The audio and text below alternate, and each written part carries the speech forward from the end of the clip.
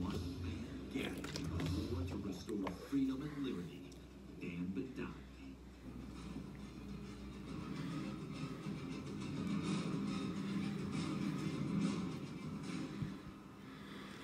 And welcome to the Dan Bidondi Show right here on 990WBOB.com. And we are, what is it, March 11th here. You know, going on the 13th here. And the topic of the show tonight is Friday the 13th. So I think it's, which is today, the 10th? Yeah, today is the 10th. I'm sorry, I gotta know the date, guys, sorry. But today is March 10, 2020, and this is the 2020 March 10th edition of the Dan Bidondi Show right here. The first show right here this year, Dan Bidondi Show on 990WBOB.com. So let's get the date straight. And today we're going to talk about the main topic of the show is Friday the 13th. You know, I mean, every year there's 1, 2, maybe 3 dates that fall on Friday the 13th. And I know it's a little cliche with some people, whatever the case, but, you know, just for the sake of this Friday the 13th coming up and just to get away from the coronavirus news for a while and all the, you know, just the political crap that's going on, the zoos called debates and everything else, just, you know, unlock away from all that for a little bit and, you know, talk about Friday the 13th and where it originated from. So a lot of people don't even know this. I mean, when they think Friday the 13th, they think of Jason Voorhees, you know, those horror movies. I don't want to step on a crack, walk under a ladder, crack a mirror, whatever the case, and then people get into, I call it stupid stition, you know, we can't have a 13th floor in our building, you know, just dumb things like that, man. And it all goes back to Friday the 13th, and, you know, I just want to get into the origins of that. Where did it come from? How did it start? And, you know, all that good stuff. So, and if anybody wants to call in, you're more than welcome to. Just give me about 15 minutes.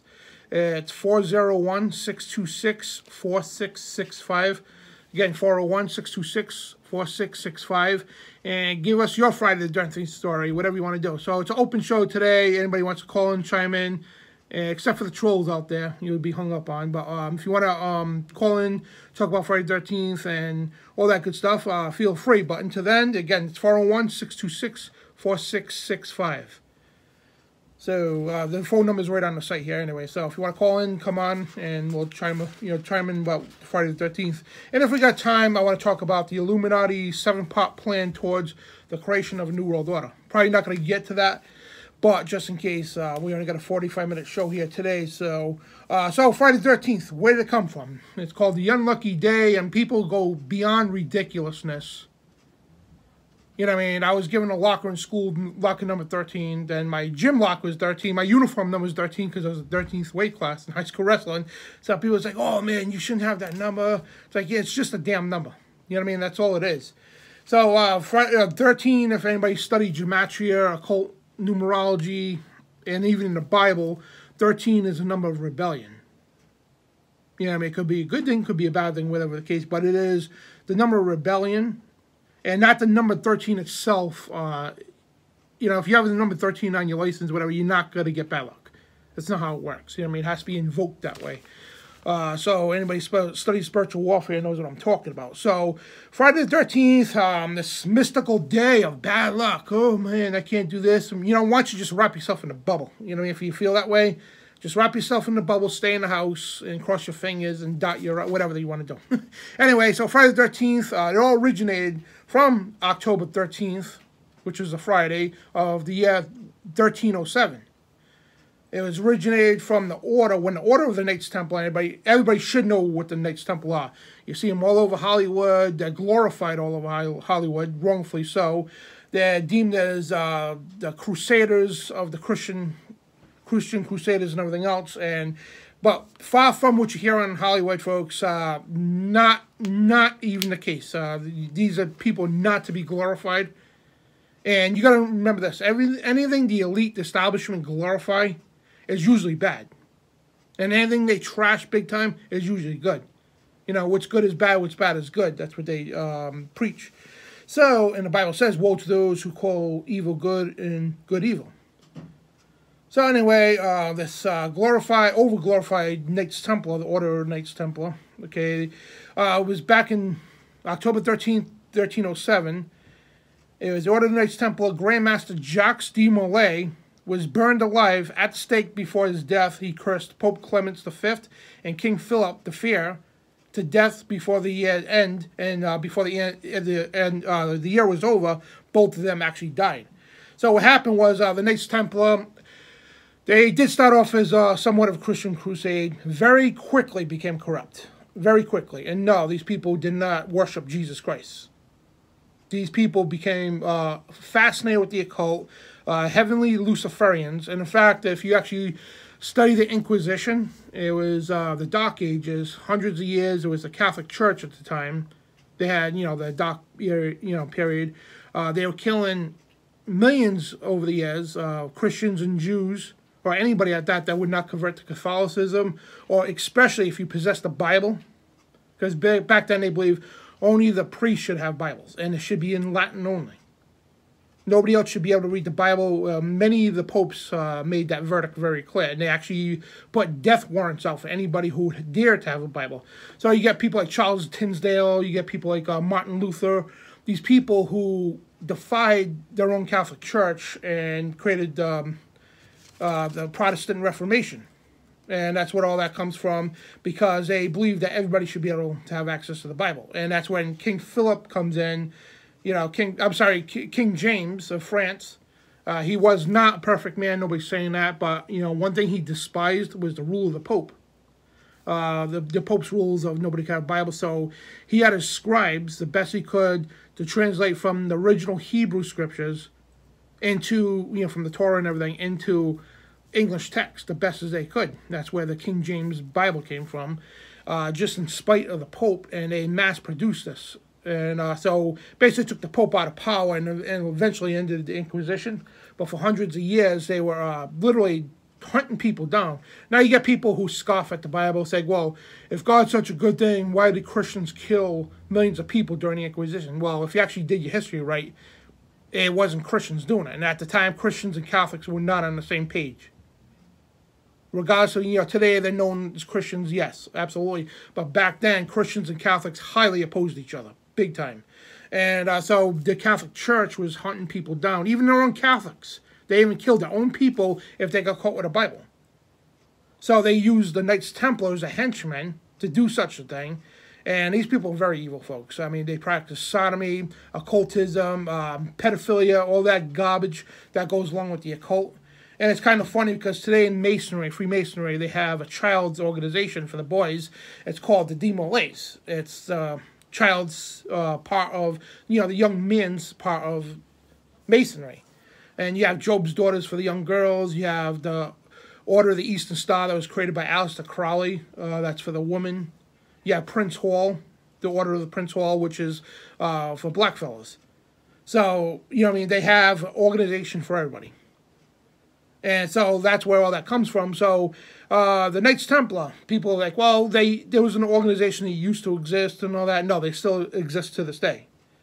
And regardless of most of them being killed off and burned, okay, it's got Pope Clement, okay, basically Pope Clement V, he ended up selling his own henchmen out.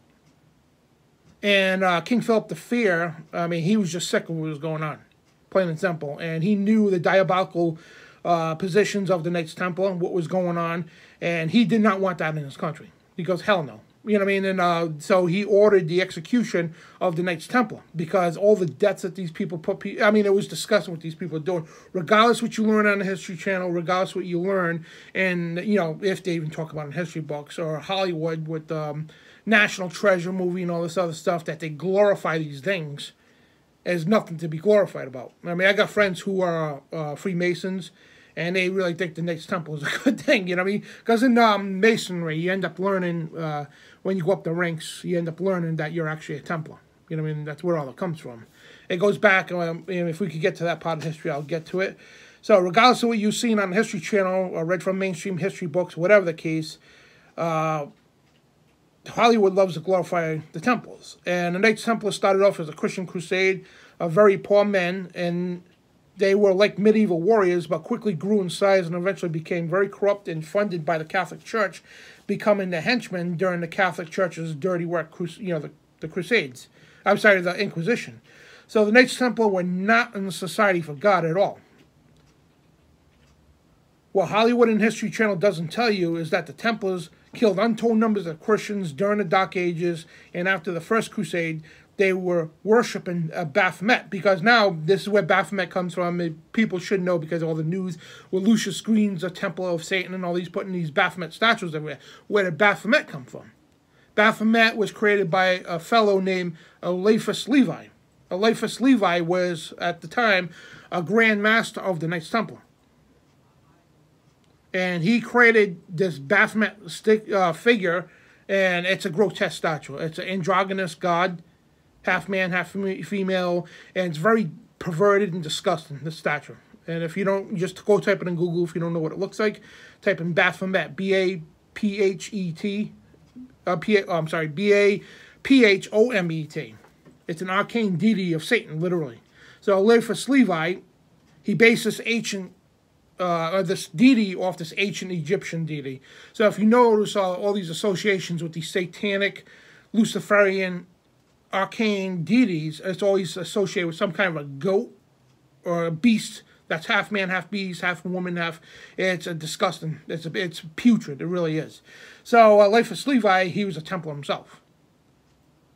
So that goes to show you the connection of the occult within the entire Knights Templar. And Jacques de Molay was an occultist himself.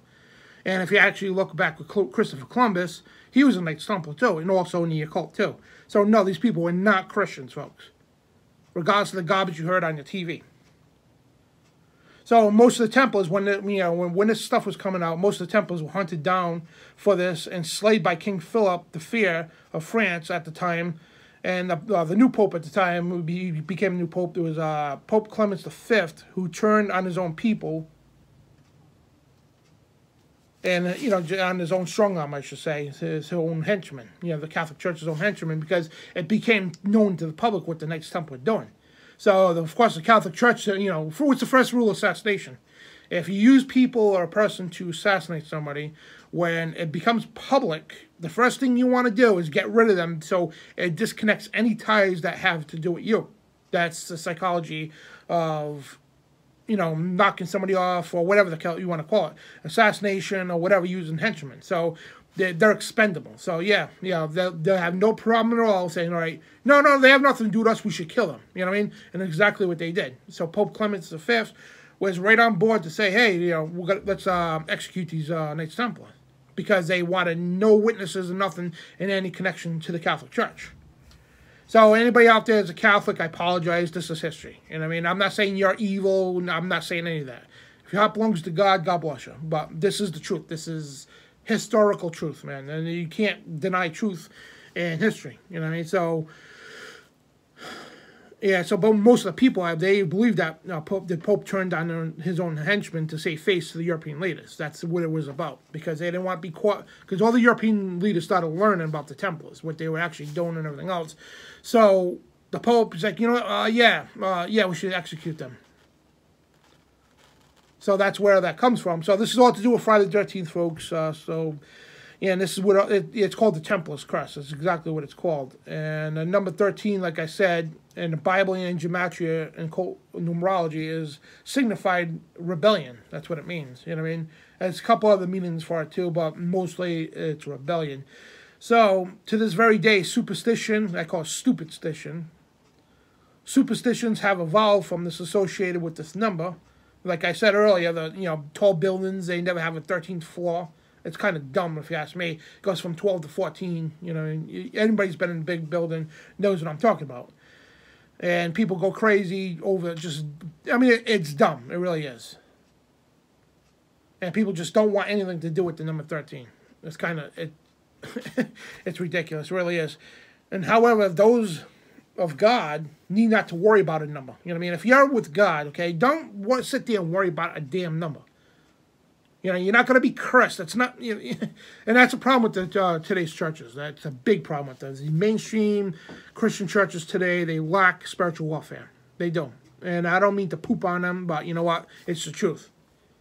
They lack spiritual warfare. Years ago, man, hundreds of years ago, the churches, pastors, priests, whatever, would be able to tell you this stuff easily and let you know what's going on in the spiritual warfare. But, not one of them today just about even teaches the stuff, knows the stuff on their own. You know, it's kind of ridiculous. And it's just a dumbing down of society. That's all it is. You know what I mean? And that goes back to the Illuminati infiltrating the American churches here in America to dumb down the churches. That's exactly what they did. When they pushed this Calvinism crap, this Charles Darbyism and everything else, this sensationalism, that's what they pushed into the mainstream churches out there to completely overlook the stuff that's going on. And even to this thing here, I mean, most Christians today don't even know this stuff, you know what I mean? And when you mention the Knights Templar, even the mainstream Christians, oh yeah, they're good people. Really? Did you actually study what these people are about? Just because they had a cross on their chest? You know what I mean? If you actually look at the cross, the regular cross they have, it's like a plus sign. That's a cross of Baal, B-A-A-L. You know, it's a Baal worship cross. That's exactly what it is. And they do display a Christian cross, but regardless of the case, they are not a Christian organization. You know what I mean? And you know, it's so much involved with the stuff. But anyway, today, even though history books claim the Knights Templar were abolished by King Philip the Fair of France, I mean, they talk about it in some colleges. They don't touch this with a 10-foot pole in the high schools. They don't even bring any of this stuff up. And if they do, they'll say, "Oh no, the Illuminati, haha, they were a secret society that existed in the 1700s for a very short time." The same thing with the Templars. They were a secret society that existed for a short number of time and they were killed off. No, that's not the truth. You know what I mean? These people shaped our history here in the United States, all of European history. That's why in Europe, they have a museum in Bavarian Germany dedicated to the Illuminati, you know, the Bavarian sect of it. These people in Europe that know the history, they know damn well that they're still around to this day. You know what I mean? And here in America, people scoff and laugh at, oh, conspiracy theorists, go put on your tinfoil hat. And it just shows you how much ignorance there is out there, how much disinformation that they are getting fed into the heads by the mainstream media and everything else, and especially by the education system, which is a complete joke. It really is. So even though, you know, the history books and all that, you know, if you even learn about them, they say, you know, the Templars were abolished by King Philip the Fair in France, and that couldn't be further from the truth. It really can't. And the remaining Knights Templars went underground eventually, merged with other secret societies in 1789. Was in the Castle Wilhelmsbad. It was a Congress, a Masonic Congress meeting. In 1789, at the Congress of Wilhelmsbad, it was the Castle of Wilhelmsbad, and it was called the Masonic Congress. So what they did was the Mother Lodge met with many secret societies and orders to eventually create what's known today as Freemasonry. And now I have to state this, 80-90% of Freemasons out there are extremely good people. I'm not going to say they're evil people, whatever the case, but unfortunately, like I have to tell the truth, man, you know, and they are serving an evil society. You know what I mean? Most of them don't even know that. They have pastors, priests, and all these people who belong to this organization, and at the top, it's very evil. I'm going to put it that way. But as far as if your friend or family, whatever, is a Freemason, don't say, "Oh man, he's evil, he's a Satanist." No, that's not how it goes. You know what I mean? Most of them are really good people, and they, you know, they do worship God. But unfortunately, they found an evil system. So, anyway, they've been hoodwinked to believe it's a good thing. So they actually talk more about Hiram Abiff, more about King Solomon, and then Jesus Christ. You know what I mean? So, after all this, the remaining Templars went underground, eventually merged with other secret societies in 1789, with the Jacobins, the Druids, the Rosicrucian Order, which is the Order of the Rosy Cross, Order of the Illuminati, and several other secret societies with the guise of Freemasonry. So basically, at this point, the public already knew what Freemasonry was. You know, they expected little from it. You know what I mean? Nobody batted an eye at Freemasonry. Because it's like, oh, it's just an order where people get together, and no big deal. So what they did was they became a secret society within that secret society, in a circle that even most Masons in that lodges don't even have a clue that these things exist within their own system. You know what I mean? It's kind of crazy, man. You have a Mason who could have been a Mason for 30 years, still has no damn clue what goes on in the circles. You know what I mean? That's how secret it is. And you could let them know it's like your father, okay, you and your father Freemasons for all your lives, and your father could be part of this cabal, and he would never tell you. Even your own son, and because it's these secret oaths, they take it very seriously. You know what I mean? So all these secret societies all merged together. And again, they became a secret society within the secret society. And most Masons today have no clue about any of this until they reach a certain point in the Masonic journey, if they, they are previous to know this information, that they're actually part of the Knights Templar. You know what I mean? That's where that comes from. So the whole curse basically is, this whole Friday the 13th curse comes from this garbage. You know what I mean? When the Knights Templar were executed, they actually executed them on October 13th, 1307. Then a year later, they end up capturing their Grand Master, which is Jacques de Molay, and burning him alive as well. And then they made, that's where the curse comes from, when he cursed Pope Clement V, and he cursed King Philip the Fair. And they said, to bring harm upon their heads, and within a year, both of them end up dying. So could there be some sorcery or some witchery behind this? We don't know. You know what I mean? So, that's regardless of what you heard on the TV, man. This is Friday the 13th and the origins of it. There's more, but I just wanted to break it down, the basics, and just let people know, hey, this is real history, and you can actually look the stuff up and find it for yourself. And of course, they'll downplay it. It's like, oh, they were wrongfully accused. That's where a lot of mainstream people say, oh no, they were wrongfully accused. It was all hearsay and conspiracy that they were wrongfully accused of what they were doing. No, that's not the truth. Philip the Fair, that's why he called him, he was a good king. You know what I mean? That's why they called him Philip the Fair. You know what I mean? What would he have to gain by killing off the Knights Templar? Because people say, oh, he felt threatened by them. No, that's not the case. You know what I mean? His military could have squashed them out. You know what I mean? So why would he feel threatened by them? You know what I mean? So, you got to look at these little points in history here. And it wasn't just him. There was many European leaders that knew this stuff. And I think we've got a break coming up here. So we're going to go to a break.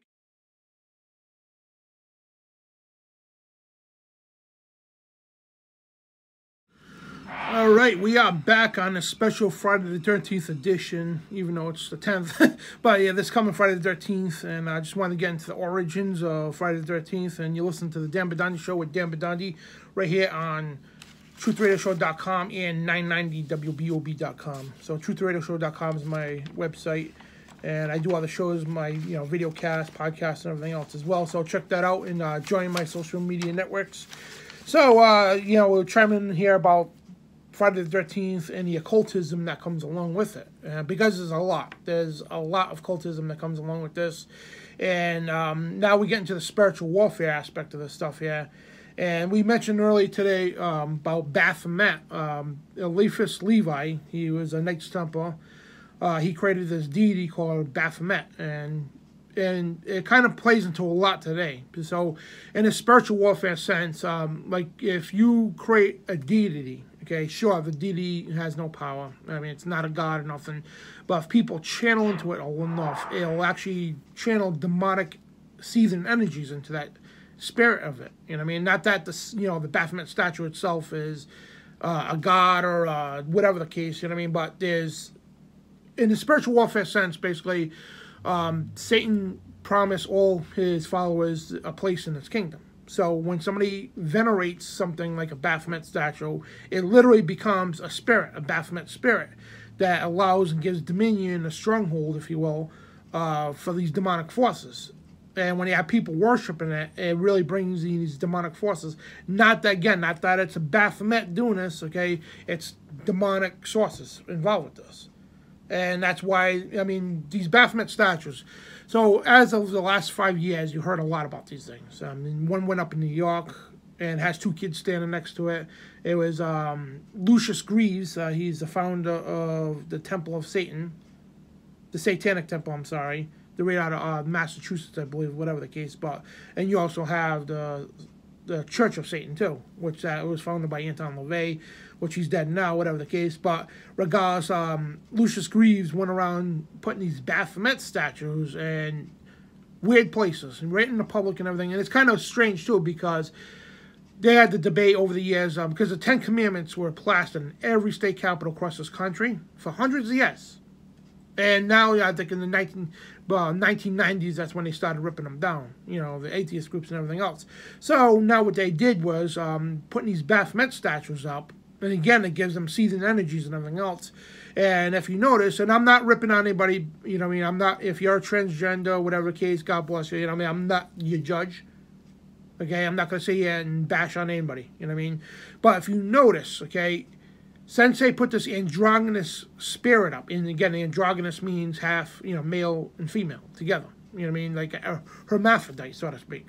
And that's what they believe. And these are people who worship this Luciferian deity. They believe that God and Satan are the same people. Same person, I'm sorry.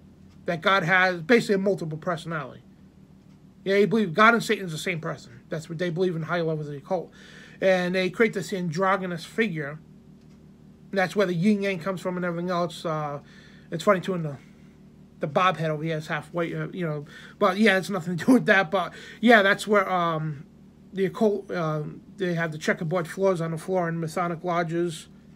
You know, the white and black. Okay, that's typical, you know, as above, so below, equality and duality and everything else in the occult. So they believe in this type of deity that just as much as evil is good, you know, good is just as powerful, you know, that they believe it's equal when it's not even close, you know what I mean? So that's what they believe, you know what I mean? They believe in the balance of the universe that goes into the New Age stuff and everything else.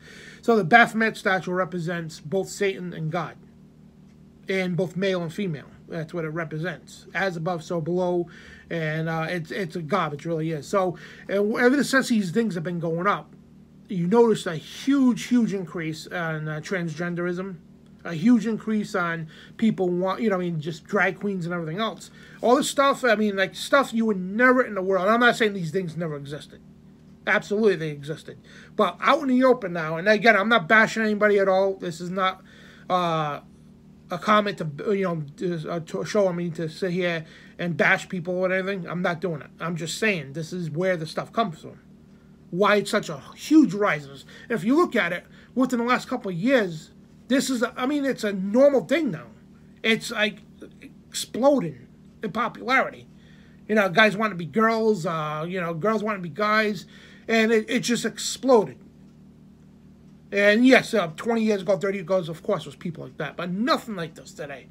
And if you notice these Baphomet statues everywhere, the more they're putting up, the more unpopular this is getting, because it literally is a Baphomet spirit that's influencing people, especially people who are not saved or with the covenant of God. You know what I mean? It's hugely influencing them to do this stuff. You know what I mean? And I'm not your judge. I'm not going to sit here and tell you you're a bad person. I got 3 friends who are transgender, and I love them just like anybody else. You know what I mean? So I want to put that out there. And, you know, what you do is your business with God. You know what I mean? I know it's wrong because the Bible tells me, but I'm not going to sit here and judge you for that. You know what I mean? That's not how I am. So I'm just putting it out there. That's why we have a huge increase in the stuff going on right now.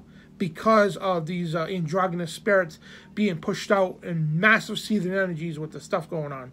And so how does it play with Friday the 13th? Well, this is the people behind whole Knights Templar and all that were responsible for this stuff.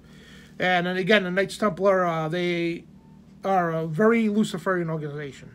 And you get to the other stuff about the Templars too, the Dan Brown crap, how Mary Magdalene married Jesus and had children. And they have this whole thing, well, the real grail of the Templar is the bloodline of Jesus Christ.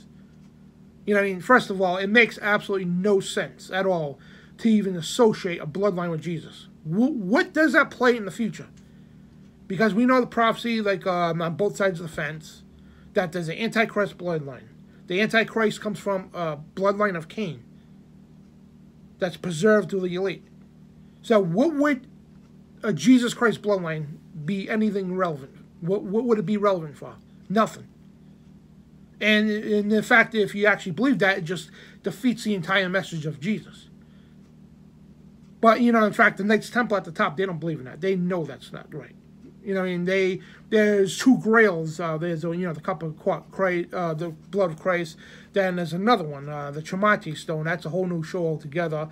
And that's where it's all about. You know what I mean? That's where it goes down to the rabbit hole. And the bloodline that is being protected, folks, it's not the bloodline of Jesus Christ. It's the bloodline of the Antichrist. That's the bloodline that's being protected. And yes, this guy, he's going to mimic everything that Jesus did, his bloodline and everything else, but it's not that bloodline. So the Knights Templar, there's a lot of myths and stories and backup and cover stories for them and everything else. And in fact, they were here, right here in Rhode Island. As far as 900 A.D., they built a tower in Newport, Rhode Island. At first, for years, they tried to dismiss it as a Viking tower. And it's, if you type in Viking Tower, Newport, Rhode Island, you'll see what I'm talking about. But it's not a Viking tower. It's been proven that it belonged to the Knights Templar. And now, 1492, Columbus sailed the ocean blue. Then you have, in the year 900s, the Knights Templar coming to, they're right here in the state of Rhode Island. There's tons of proof of that in Cumberland, Rhode Island, and everything else. So there's so much proof of that, and the Knights Templar were here for a purpose, you know what I mean? And in the occultic world, they believe in this land as the New Atlantis. They knew about this land. Even Sir Francis Bacon knew about the United States of America. That's why it's called America, which means God's country. But on their side of the fence, it's their God's country, you know what I mean? So they called this the New Atlantis. You know what I mean? So the United States plays a significant role in both biblical and occultic history, you know what I mean, and prophecy as well. And it's, the Knights Templar, they came here to try to establish this country before, you know what I mean, and so there's a lot of things going on with the Knights Templar even to this very day. And this is stuff that people don't even know about, you know what I mean, and the occultism that's going on. And they've laid their cornerstone, if you want to call it that way. They laid it here in the United States long ago, long before our great-great-grandfathers were even a thought in their fathers' eyes. You know what I mean? So this country from day one has been set to push a huge goal, and that's for a New World Order. And, yeah, people on both sides of the fence, absolutely, who helped found this country. The founding fathers, a lot of them were Christians, a lot of them were in the occult. Benjamin Franklin, what a great president he was. I mean, a patriot. He wasn't a president. What a great patriot he was, but he was a part of the Rosicrucians, the Hellfire Club. He was a Freemason as well, and he belonged to a lot of these sinister organizations, and he was an occultist too. So, you got people on both sides of the fence that helped form this country. And you got Thomas Jefferson. Yes, he was born a Christian most of his life. Then toward his latter days, he became infatuated with the Illuminati. And he ended up writing his own, called the Jefferson Bible. He took out the book of Revelation, said it was ravens from a madman. Now, I love Thomas Jefferson. I quote a lot of his quotes all the time. What a hell of a patriot he was. But toward his latter days, he ended up becoming corrupt. You know what I mean? It was like King Solomon, same thing. So, you know what I mean? So we have people that helped establish this country. And yes, a lot of them were part of the Knights Templar as well. And, this country is built on both sides of the fence, for both sides of the fence purposes. So I want to switch gears a little bit. I do want to cover this quick here. When I talked about at the beginning of the show, the 7-part plan towards the creation of a New World Order. This is Illuminati's, and we'll get into the Communist Manifesto. Now, Karl Marx, the guy who created the Communist Manifesto, and it's called Marxism. Okay, a lot of people quote this guy. He was such a great philosopher. But if you actually knew who this guy was, okay, you would not be quoting anything this moron had to say. And that's what these Antifa people, they love this Marxism, but have no idea what this guy Karl Marx is about. But anyway, before him, because what he did was, his Communist Manifesto is nothing more than a ripoff from the Illuminati's 7-part plan for world domination. And like I said, back in 1789, when this order was established to hide all the secret societies within Freemasonry, the inner order there, the Illuminati, they were created in, the Bavarian version anyway, in May 1st, 1776. It's a satanic holiday at Beltane. Adam Weishaupt, he was a professor in canon law and also a Jesuit. He created the Order of the Illuminati. And now the Illuminati existed before him, too.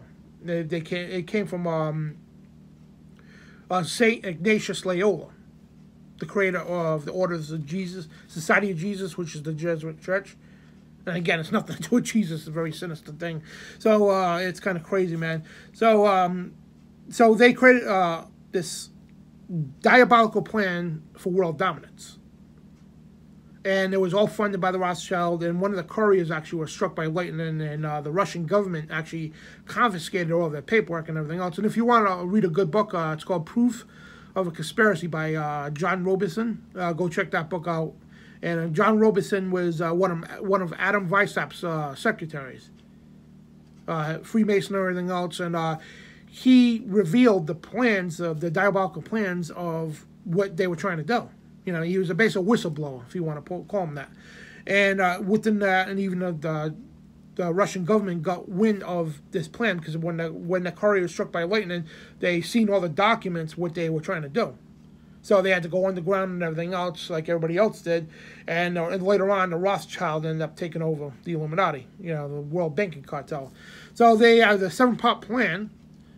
It's called the abolition of all the governments. So basically, all governments, they want to abolish it. So abolish private property, abolish inheritance, abolish patriotism, abolish the family, abolish religion, and the creation of a new world order. Now, if that sounds familiar, anybody that follows anything to do with the United Nations, that's exactly everything they're trying to do.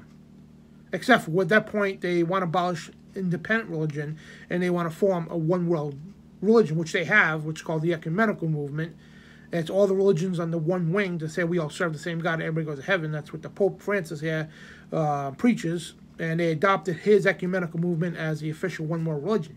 That's the Illuminati's plans, folks. This is hundreds of years ago they made this diabolical plan to do this. And look, they're destroying the families everywhere, especially traditional families.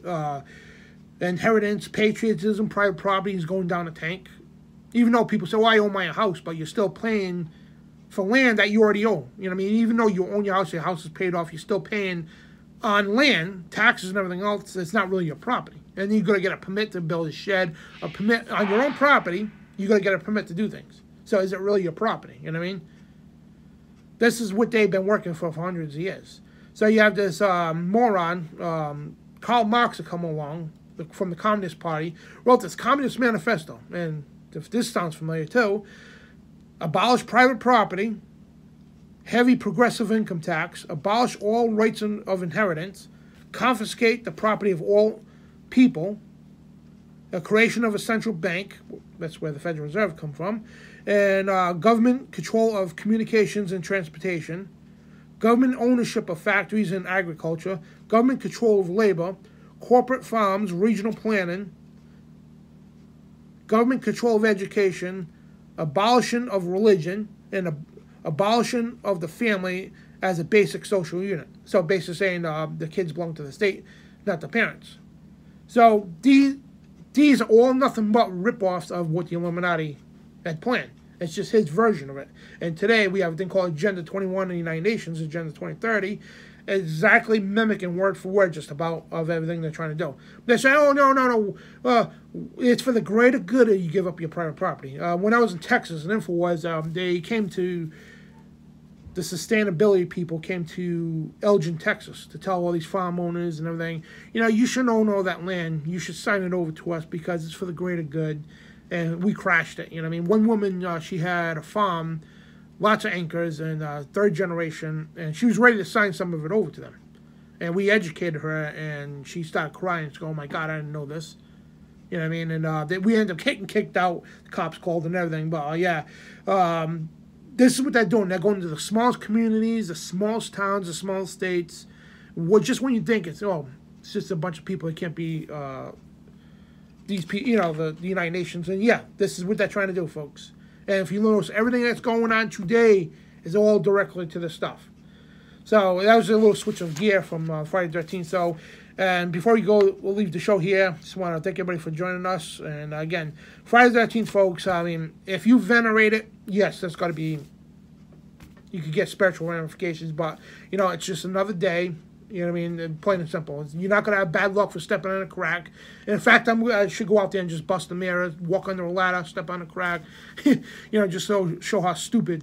Just because one man made a curse back in 1307, Jacques de Molay, it's not affecting everybody else. You know what I mean? So do your own research, and thank you all for joining me on the Dan Bidondi Show right here at 990wbob.com. And also check out my website, truthradioshow.com. So God bless, shalom, and you are the resistance. Declaring war on the New World Order, truthradioshow.com.